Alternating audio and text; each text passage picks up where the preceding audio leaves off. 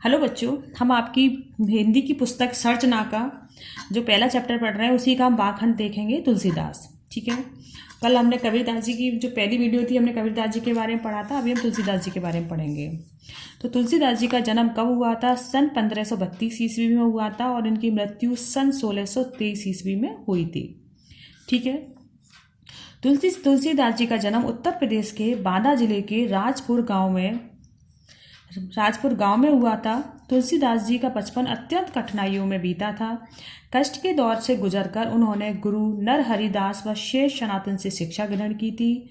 वे अपनी पत्नी रत्नावली से अति स्नेह रखते थे, लेकिन एक दिन रत्नावली द्वारा उत्प्रेरित किए जाने पर उनके हृदय में राम प्रेम जागृत हो गया। उत्प्रेरित मतलब उन्हें ज़्यादा दंडित किए जाने पर। ठीक है। तुलसीदास जी ने अवधी तथा ब्रज भाषा में कई ग्रंथों की रचनाएं की थी। इनकी भाषा कौन सी थी? अवधी और ब्रज भाषा। रामचरितमानस उनकी कीर्ति का आधार ग्रंथ है। अन्य प्रसिद्ध ग्रंथों में विनय पत्रिका, कवितावली, दोहावली, गीतावली, कृष्ण गीतावली, बरवे रामायण व रामलला नछऊ प्रमुख हैं। तुलसीदास जी के काव्य में समन्वय की भावना सर्वोपरि है। उन्होंने अपनी रचनाओं के माध्यम से आदर्श समाज की जो कल्पना प्रस्तुत की वह कभी अप्रासंगिक नहीं हो सकती।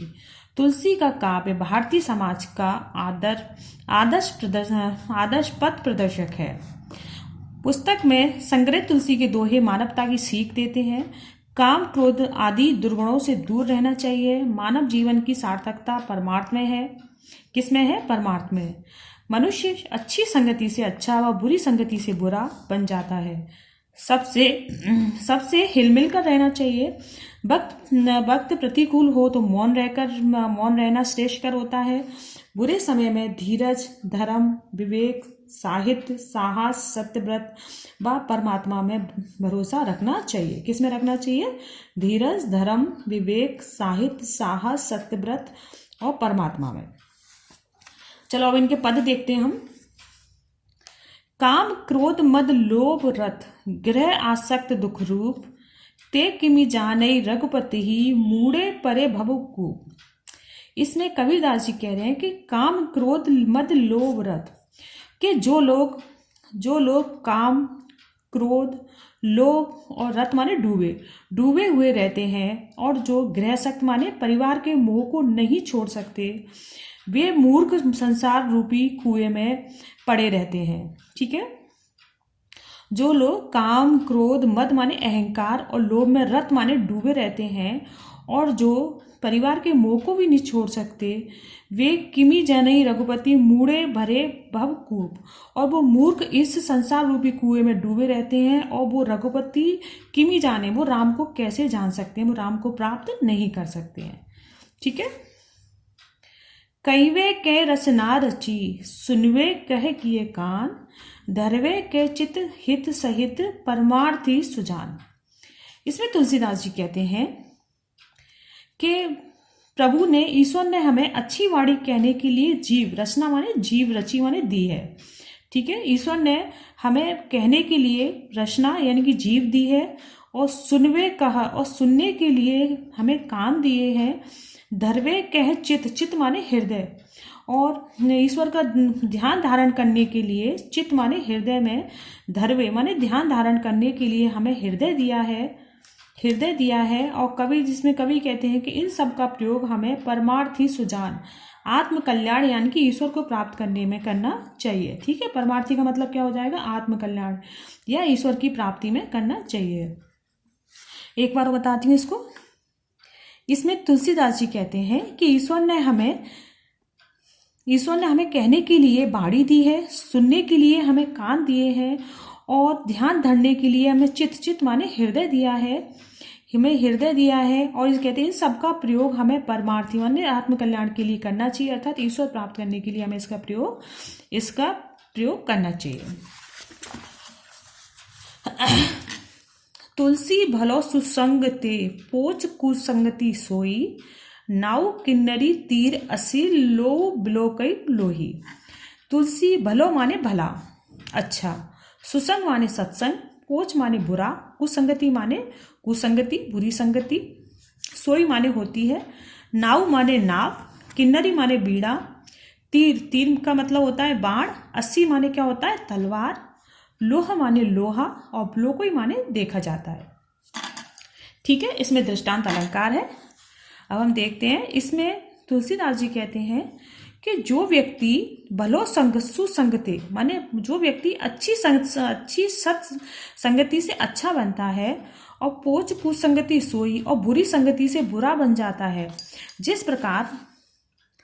प्रकार लोहा नाव और किन्नरी, जिस प्रकार लोहा से नाव और किन्नरी माने नाव भी लोहा से नाव और बाण भी बनते हैं, वो तो उसी लोहे से जब एक बार फिर बताती हूँ मैं कि जिस प्रकार उसी लोहे से जब नाव और जब बीड़ा बनती है तो लोगों को वो बहुत अच्छे लगते हैं, नाव और बीड़ा, क्योंकि अच्छे कामों में आते हैं। लेकिन जब ही उनका प्रयोग तीर या बाण और तलवार में होता है तो लोगों को ये निंदनीय लगता है। ठीक है, क्योंकि तलवार और बाण किसके काम में आती है, मार धाड़ लड़ाई युद्ध के काम में आती है, तो वो निंदनीय हो जाती है उसी लोहे के प्रयोग से। तो इसमें कबीरदास जी कहते हैं कि सत्संग से ही ये सब सत्संग और कुसंग का ही परिणाम है। मतलब इसमें क्या है, देखो वही लोहा है, लेकिन लोहा जब उसी लोहे का प्रयोग जब नाव और बीड़ा में होता है तो वो लोहा प्रशंसनीय हो जाता है। क्योंकि नाव बीड़ा का प्रयोग किस में होता है, ज्ञान में आ जाता है। नाव से क्या कर रहे हैं, लोगों की सेवा में हो जाता है उसका प्रयोग, तो क्या लोहे का प्रयोग किस में आ जाता है, प्रशंसनीय हो जाता है। लेकिन जब ही उस लोहे का प्रयोग बाण और तलवार में हो जाता है, बाण और तलवार में किया जाता है, तो वो प्रयोग वो कैसा हो जाता है, वो निंदनीय हो जाता है। क्योंकि बाण और तलवार का प्रयोग किस में किया जाता है, युद्ध और इसमें किया जाता है। तो इसलिए इसमें किसका प्रभाव बताया है, सुसंगति और कुसंगति का। ठीक है, और जैसे कि मानव अगर अच्छी संगति में होगा तो उसका विकास अच्छा होगा, और बुरी संगति में होगा तो उसका विकास बुरा होगा। राम कृपा तुलसी सुलभ, गंगा सुसंग समान, जो जल परे जो जन मिले, कीजे आपू समान। राम कृपा तुलसी सुलभ, सुलभ माने सहज। इसमें तुलसीदास जी कहते हैं कि भगवान राम की कृपा से सहज ही प्राप्त हो जाने वाला गंगा सुसंग समान, सुसंग माने सत्संग के समान होता है। क्या कह रहे हैं इसमें कि भगवान राम की कृपा से प्राप्त, सुलभ माने सहज ही प्राप्त हो जाने वाला गंगा और सुसंग के समान ही होता है। ठीक है, जो जल परे जो जन मिले, जो भी जिस प्रकार जो भी गंगा जल में मिलता है उसे गंगा अपने समान बना देती है। जिस प्रकार सत्संग में जो भाग लेता है वो सद्गुणों से युक्त सदाचार वाला बन जाता है। एक बार फिर देखते हैं हम इसे, राम कृपा तुलसी सुलभ। इसमें क्या कह रहे हैं, इसमें तुलसीदास जी कहते हैं कि राम की कृपा से सहज ही प्राप्त हो जाने वाला गंगा और सत्संग का प्रभाव समान होता है। ठीक है, गंगा का और सत्संग का प्रभाव क्या बताया है, समान बताया है। किससे, राम जी की कृपा से प्राप्त होने वाला।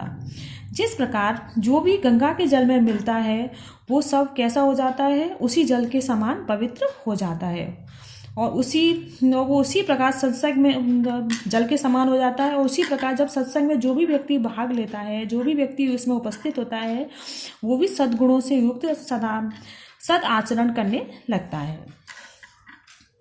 तुलसी या संसार में भांति भांति के लोग, सबसो हिलमिल चाल ये नदी नाव संयोग। इसमें नदी और नाव में रूपक अलंकार है और अनुप्रास अलंकार है। ठीक है, इसमें तुलसीदास जी कहते हैं कि संसार में भिन्न भिन्न भांति के भिन्न भिन्न तरह के लोग रहते हैं। ठीक है, क्या कह रहे हैं, संसार में भांति भांति के भिन्न भिन्न तरह के भिन्न भिन्न स्वभाव वाले लोग रहते हैं। सबसो हिलमिल चाल ये नदी नाव सहयोग, और हमें सबसे हिलमिल कर चलने चाहिए, जैसे कि नदी और नाव का सहयोग माने थोड़े समय का जो साथ होता है उसी प्रकार हमें चलना चाहिए। कैसे, इसमें तुलसीदास जी कहते हैं कि जिस प्रकार नदी और नाव का सहयोग रहता है उसी प्रकार नाव में बैठे हुए विभिन्न स्वभाव के लोग जब तक नदी पर नहीं होती है उसमें बैठे रहते हैं, आसपास में और आपस में हिल मिल जाते हैं। उस जैसे ही वो अपने पार पहुंचते हैं, अपने स्थान पर गंतव्य स्थान जाने के लिए पहुंचते हैं, तो वो अपने अपने मार्ग में चल देते हैं। समझ में आया आपको? एक बार बता देती हूँ मैं इसे। इसमें क्या है, तुलसीदास जी कह रहे हैं कि संसार में भिन्न भिन्न प्रकार के लोग रहते हैं। भिन्न भिन्न मतलब सबके अलग अलग स्वभाव होते हैं, कोई सीधा, कोई लड़ाकू, कोई छोटा, कोई बड़ा, कोई काला, कोई गोरा। तो कोई स्वभाव से ऊपर से सब विभिन्न प्रकार के लोग रहते हैं, जिनकी सोच अलग होती है, कद अलग होता है, जाति अलग होती है। ठीक है, लेकिन सबको किस प्रकार मिलकर चलना चाहिए? जिस प्रकार नदी में जब नाव में बैठे हुए लोग, जो नदी में नाव चलती है, नाव जो बहती है, तो वो जब उसमें लोग हिल मिल के जब आपस में हिल मिल के रहते हैं ना, थोड़े समय के लिए ही सही, लेकिन सब आपस में हिल मिल के रहते हैं, जैसे ही वो नदी के तट पर पहुंचते हैं वो अपने अपने स्थान पर चले जाते हैं। उसी प्रकार हमें जो बीच का समय संसार का, हमें ऐसे ही हिल मिलकर आपस में रहना चाहिए कि जब अंतिम समय आएगा तो सब अपनी अपनी यात्रा पर चले ही जाएंगे। तुलसी पावस के समय धरी कोकिल मौन, अब तो दादुर बोल ही हमें पूछे ही कौन। इसमें तुलसीदास जी कहते हैं कि जहाँ मूर्खों की सभा होती है वहाँ ज्ञानियों को चुप रहना चाहिए। मतलब जहाँ आपकी ज़रूरत नहीं है वहाँ आपको व्यर्थ का ज्ञान नहीं देना चाहिए।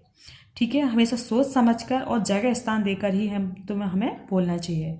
तो क्या कहते हैं तुलसीदास जी, कहते हैं पावस, पावस माने वर्षा ऋतु में, वर्षा की ऋतु में धरी कोकिलन मौन, कि जब वर्षा की ऋतु आती है तो जो कोकिल माने जो कोयल होती है वो मौन धारण कर लेती है। वो मौन धारण इसलिए कर लेती है क्योंकि उसे पता है कि वर्षा की ऋतु में अब कौन आएंगे, मेढक आएंगे। दादुर माने मेढक, जब मेढक टर टर टर बोलेंगे तो उनकी कुहू कुहू को कौन सुनेगा। इसलिए जो समझदार लोग होते हैं वो मूर्खों की सभा में चुप रहना पसंद करते हैं, क्योंकि पता है कि मूर्खों की सभा में ज्ञानियों को चुप रहना ही चाहिए, क्योंकि मूर्ख उन्हें समझेंगे तो नहीं तो व्यर्थ में अपना ज्ञान क्यों दें। तुलसी असमय के सखा, धीरज धर्म विवेक सहित साहस सत्यव्रत, राम भरोसे एक। इसमें तुलसीदास जी कहते हैं कि बुरे समय आने पर, ये याद रखें, ये क्वेश्चन भी बहुत मोस्ट है कि बुरे मतलब समय सखा यानी कि बुरे समय के सखा कौन कौन बताए हैं। तो देखिए, धीरज माने धैर्य, धर्म, विवेक, साहित्य, साहस और सत्यव्रत और ईश्वर पर विश्वास, ये हमारे मित्र बताए हैं। और ये जो गुण है जो व्यक्ति के सहयोगी है, इनके बल पर ही व्यक्ति बड़े से बड़े संकट को पार कर सकता है। ठीक है बच्चों, मुझे पूरी उम्मीद है आपको वीडियो अच्छी तरह समझ में आई होगी। अगर कोई भी लाइन आपको समझ में नहीं आई हो तो आप प्लीज़ मुझे कमेंट में ज़रूर लिखें, मैं आपको उसका पुनः अर्थ करके बताऊंगी। धन्यवाद।